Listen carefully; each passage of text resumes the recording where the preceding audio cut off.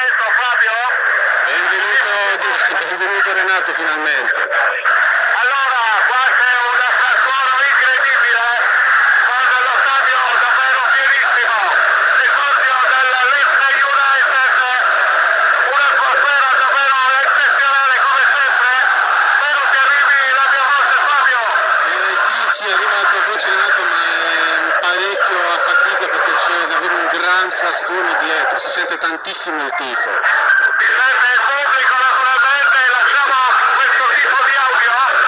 Come dicevo prima, insomma, seconda giornata della Championship con la formazione del Leeds United che quest'oggi affronta il Birmingham City in una partita che vedrà e vorrà rischiattare chiaramente la squadra del presidente Massimo Cellino, perché vuole assolutamente tentare la scalata verso la Premier League, una partita importante con il presidente Massimo che è presente quest'oggi qui a Leeds all'esordio dalla parte opposta rispetto alla mia postazione qui sulla figura stampa dell'Ella Rosa in una giornata di sole, temperature intorno ai 18-19 gradi.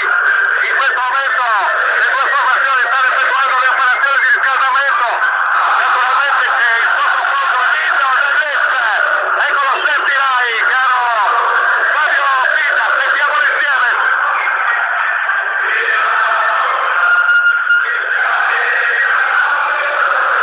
Anche la telecamera naturalmente della nostra emittente che sta riprendendo il tutto in questa giornata